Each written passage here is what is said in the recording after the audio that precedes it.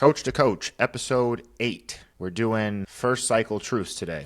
How you doing, Joe? Good, man. How are you? Can't complain. Can't complain. Living a dream? Yeah, living the dream.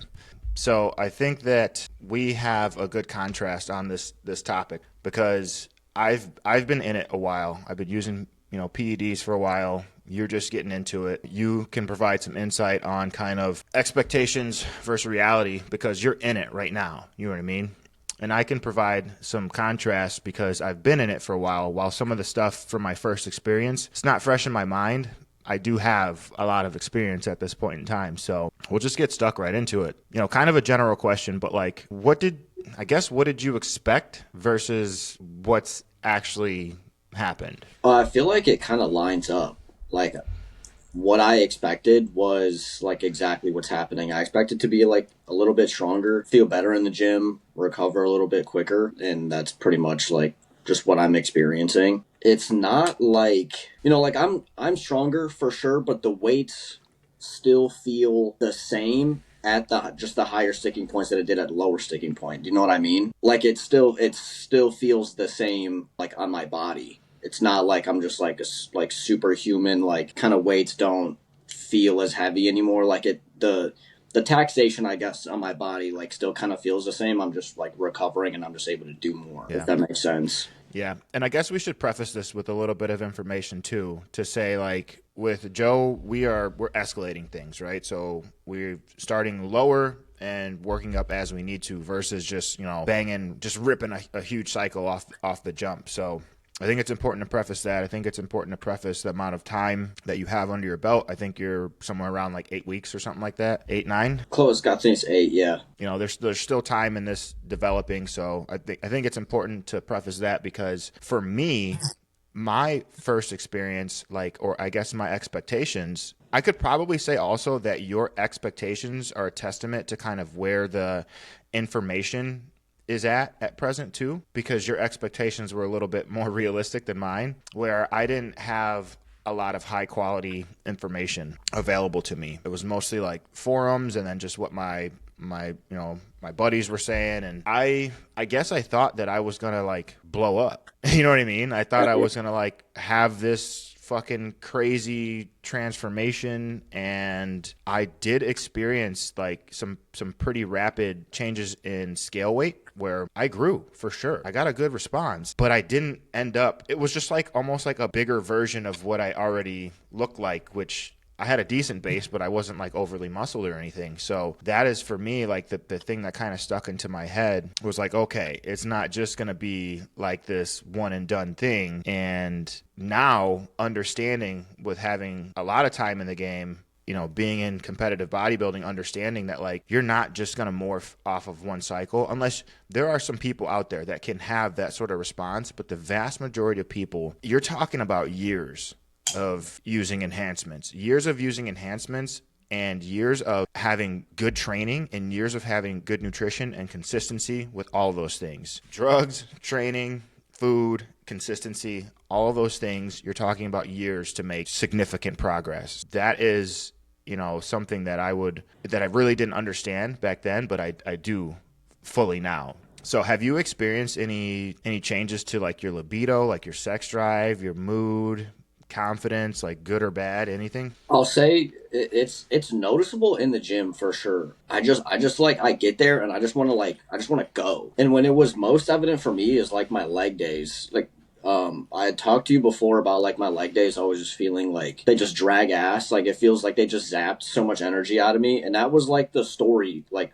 forever, literally forever. And it's just like not that anymore. Like I'm in there, I'm able to hit hard sets, recover pretty quick, and still feel like up and alive enough and strong enough to like hit every lift the same way that I hit squats or whatever I think is the most fun to hit. But then yeah, like we all enjoy upper body days, we all enjoy chest days and shoulders and stuff like that. So all that stuff, like it always felt great, and so it still feels great. But like in there, just the energy like the confidence and stuff is like way higher, I guess, than it used to be. And I don't even know if that's like because I was feeling that like right away too. So I'm sure that that's some of that's like placebo effect because it's like, oh, I'm It doing could this be, yeah. thing, like let's go, like I'm feeling great, but it's like stuff hasn't even really taken effect yet. What about outside of the gym? Like, so yeah, you're feeling more drive in the gym, but like, have you noticed anything outside of the gym? Nothing like I mean nothing like mood wise. I think like I expected to maybe feel more because can it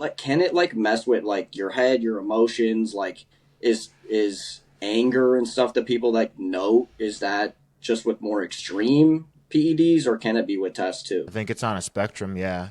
And your baseline, you weren't your testosterone levels at a baseline weren't super low. So Yeah. maybe for somebody that has had been living their baseline at a low testosterone naturally and then plugging in even a little bit of testosterone that gets them, up over 1,000 nanograms per deciliter, like maybe they feel like a big shift. But ultimately, at some point in time, if you drive the testosterone up high enough, like testosterone is our dominant sex hormone, right? So Yeah. it gives us a lot of our male traits, right? And so, in my opinion, in my experience, there is a feeling when you're on higher testosterone, right? And the degree to which you feel that, I think, is going to depend on your own unique circumstances and psychology. Some people are going to be influenced by that more than others. For me, it's definitely something that I noticed when I first plugged it in. If I could sum it up into one word, it's just driven. Like I just felt driven to do things inside and out of the gym to like just get shit done.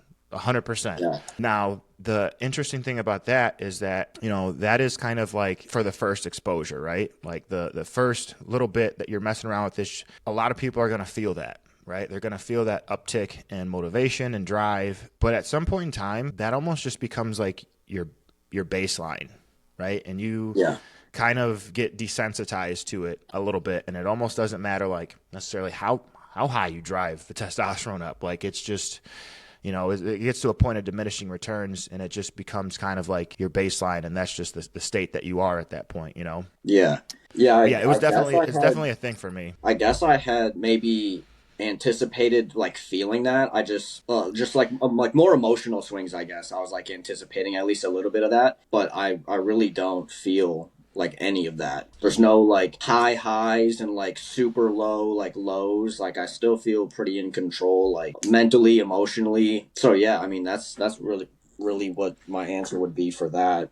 And I'm glad that it's not like I'm glad that I'm not like all over the place. Like I hate feeling Yeah. like I'm not in control of myself or anything. Yeah. I mean, and I think that the higher you start your first exposure in terms of milligram amount, the more you open yourself up to sort of those quick swings versus, I guess, think about it like this, right? And I'm not saying that this is the right way. You can ultimately do whatever you want to do. Like my first cycle was 500 tests, the good old 500 tests. But ultimately, you're getting into like a cold pool, right? Sometimes it can be a little bit easier to just dip your foot in, adjust, come down to the knee, adjust, right? It just gives you time to adjust and understand what's happening versus the shock of just jumping right in. You plug in a bunch of testosterone at one time, how your body handles the aromatization of that testosterone, the conversion of it into estrogen. It's not just testosterone; it's the estrogen that comes with it. Like so, if these things really take a shift, right, from your baseline, I think that can open you up a little bit more to it. But ultimately, I think that if you are a relatively mentally stable, you're not gonna have this Jekyll and Hyde experience, right? But if your baseline is somebody that is already very high strung, high anxiety, depressed, or just you're already high or already low, I think those people probably open themselves up to experience more of a shift when you start playing with exogenous hormones. Yeah, and when following and just like hearing other like bodybuilders and stuff, when they would talk about it, they would say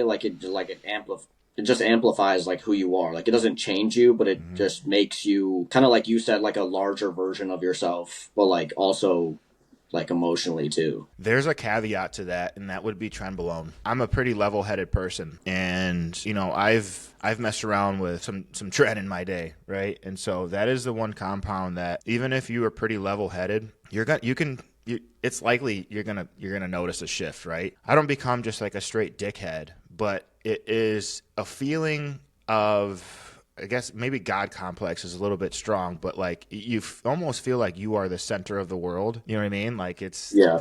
like you're the star of the movie. And so when things don't go your way, or, I'm talking traffic, like little things that you would normally brush off, you're a lot more likely to snap, right? Yeah. Or just have maybe not snap externally, but your own internal dialogue shifts a little bit, and everything is a little bit more aggressive and has a different tone.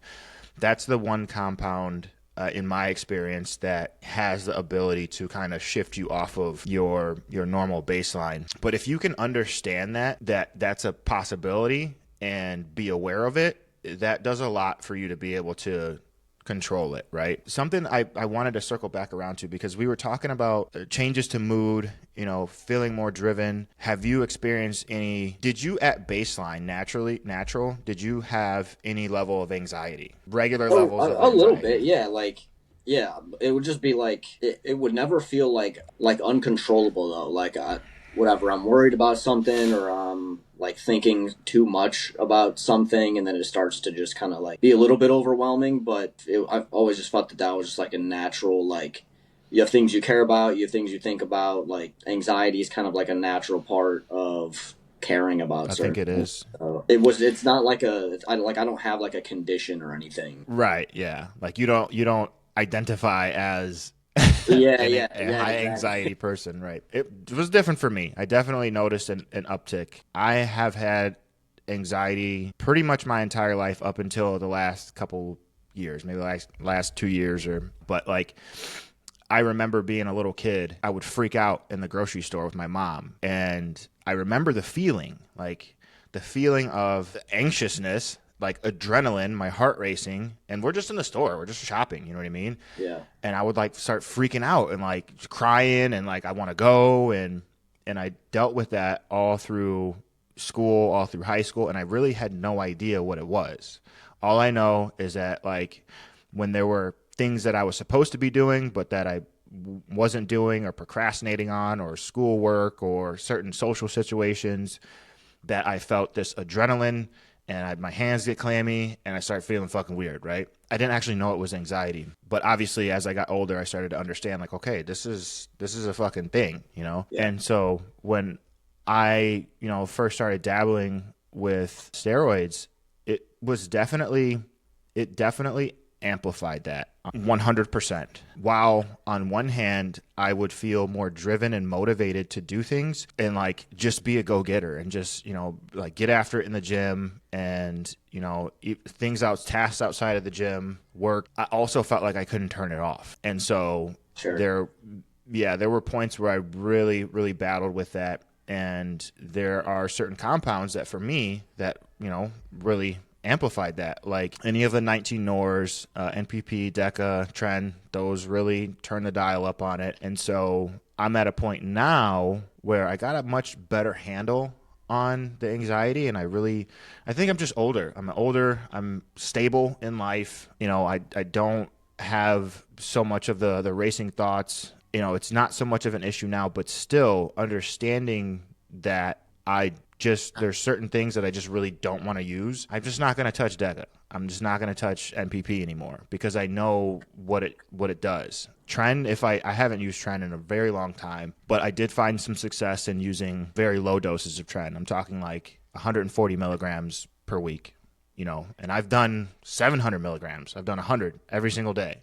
And so you do this long enough, and if you run into these sort of side effects, you will just start to understand like there's just certain compounds that like just don't work for you, and it might be that they don't work period, or it might be that at a certain dosage things start kind of getting sketchy. But you'll learn these things, but I think you have to come to that realization and be honest with yourself to say like, hey, this thing is just not it's not worth it. I need to find a different tool for the job. But yeah, it was definitely definitely a thing for me. I guess I would feel more of that like anxious feeling like just earlier in my 20s, like 20 to 25. But for me, I feel like that's just like just being a young man and just like growing up. And then within like the last couple years, yeah, I feel like I've gotten a pretty good handle on it. But I think I might be like less anxious now because of like I have this thing that I put a lot of like work in, and like I bust my ass at the gym, like I eat my meals, like I have like real work and like real things that I like dedicate myself to, so it takes away any feelings that would like induce, I guess, that anxiety of like fear of being judged or fear of, whatever social interactions like you were detailing, like you would feel as a kid. Like, I guess it takes I away from that stuff because I have other stuff going. I think, and we're getting off into a tangent, but like I think that a lot of anxiety for people, I mean, at least for myself, was like living life in a way that doesn't align with who you really want to be or the Sure. things that you really want to be doing. Like in my younger years, like I just spent a lot of idle time like just bullshitting, being a party kid, and I knew that these weren't going to be things that were productive for me later in life, and I knew I was just spinning my wheels. I think that was the root of a lot of my anxiety. But like to just sum it up, when you have something to pour yourself into that you like doing, that you find interesting, that is of value to you, I think that that can remove a lot of your anxiety. And it takes time to find that thing. Yeah, it's tricky. It's tricky for sure. Let's talk about there comes like when you introduce these like PEDs, there is a certain responsibility that you need to take on as well, right? And that really comes with health monitoring, like making sure that you're staying on top of your shit, because these things are not innocuous. The reality is that most people are not just going to do one cycle and be done. So like circling back around to what we kind of opened with and saying like, hey, most people that have gone down the PED route that have built impressive physiques, a decade of using, 5, 6, 7, 8, 9, 10 years of using, right? And so obviously if you're using something, using these drugs across that timeline, like you would probably do good to stay on top of your health markers, right? And so that's where getting your blood work done at baseline before you ever get on, which is not something that I did. The blood work wasn't really talked about at that point in time. But if I could go back in time, I absolutely would. But that is something that I would highly encourage you to do before you put the needle in your ass, basically. And so obviously like I'm guiding you in this process. So that was something I told you, like, hey, we got to get blood work. We got to see what your baseline testosterone is. We got to see what your baseline health markers are so that we can understand what these things are doing to you across the timeline. And some of these things are not going to present immediately. Again, we're talking years. So if you see that, your baseline EGFR, your baseline kidney marker was 90, and then year by year it goes 90, 80, 70, you got a problem. Like you need something that you got to address something here. You know what I mean? But if you never got that baseline blood work or any of those earlier blood works, you're not going to be able to identify that downward trend. And so that's where it's really important to do this stuff. And it's not expensive. You can get private blood work for 100, $200. I would say at a minimum twice a year, ideally every 3 months.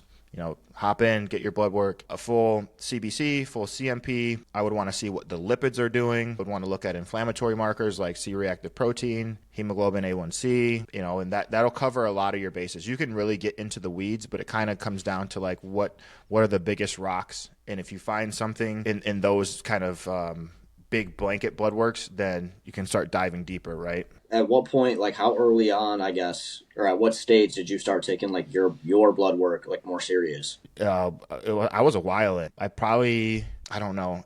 I had been on for years before I got blood work. It got to the point where it was like, talking back to anxiety, where it was like, I don't even want to know. Fuck it. I Right, don't right. even. It was more of an anxiety producing thing. It wasn't a money issue. It wasn't anything other than like, at some point I realized or got the information. It's like, okay, I should be looking at blood work, right? Like it started to be a topic things people were talking about. And it's like, I haven't gotten blood work this entire time. I should probably do it. And I just kept putting it off, putting it off, putting it off. And then luckily, for me, when I did finally start regularly doing blood work, everything was all right.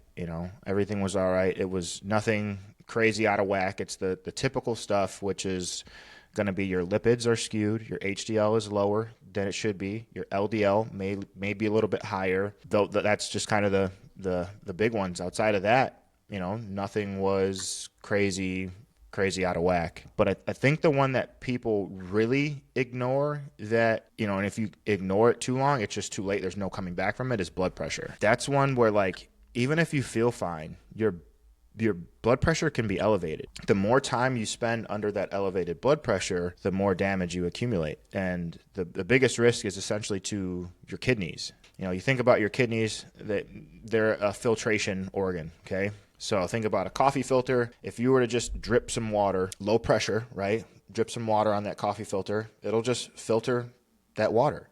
But if you hit it with the fucking jet stream, high pressure, it's going to eventually blow some holes. It's going to completely destroy that coffee filter. And that is essentially what high blood pressure will do to you over a long period of time. So that is one that I would highly encourage everybody, get a blood pressure cuff. You can get one off of Amazon. I've got actually a little wrist one. I've got a wrist one and I've got an arm one. Okay. The arm one is a fancy one. It's expensive. The wrist one is literally like $30. And I've heard people say that the wrist ones are not super accurate, but I've compared them against each other and they give me the same reading within a couple points. So that's another one. Like, get your blood work done before you get on, buy a blood pressure cuff, and you don't have to check your blood pressure every single day, but you would be good to once a week, just check your blood pressure, see what it is, take a note of it, and so you can kind of see what's the trend. I don't think, like, when I came to you about this, I don't think that I would have started doing anything unless it came with like blood work and like a start low, go slow approach. Like, just because like of Yeah. the things that we were like noting, like just side effects and just anything can kind of happen to your body and all of these different things if you're just throwing a bunch and then just kind of let it do its thing. But yeah, like the blood Yeah. work and stuff, like I'm glad we got all that done out the way. It's I was kind of curious about my own levels and stuff, my own blood work. Even before that, I just didn't really know what to get tested. Yeah, if anybody has any questions about that, feel free to reach out to me. You can find me on Instagram, shoot me a DM. I have an affiliate code with Private MD Labs. The code is ShredQuest. I don't know what it saves you, 10%, 20%, something like that, but that'll allow you to purchase private blood work. Do it all through the website. Send your order into your local Quest Diagnostics or LabCorp. You go there, you get your blood drawn. I literally had blood work done Monday, and then they send the results to you directly via email. It's super simple, super fast. Just do it. One of the things that I wanted to talk about too is injury risk, because this is something that I ran into. Also why in your programming, I'm telling you on certain movements, on certain big movements, I say, hey, even if you have more in the tank, I want you to shut it down, because you will very likely experience strength gains.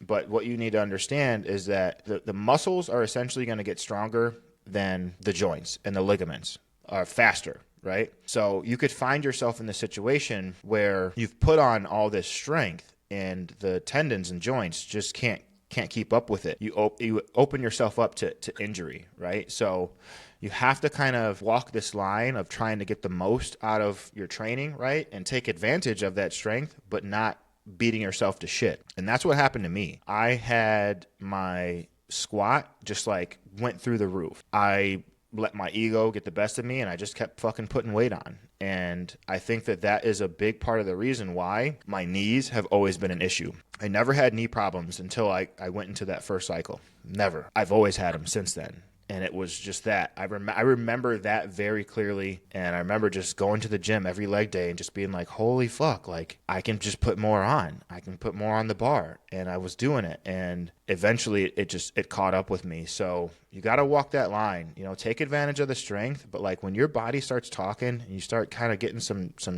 joint distress, your knees start hurting, your elbows start hurting, like you really need to say, hey, I need to let my joints and my tendons catch up with this shit.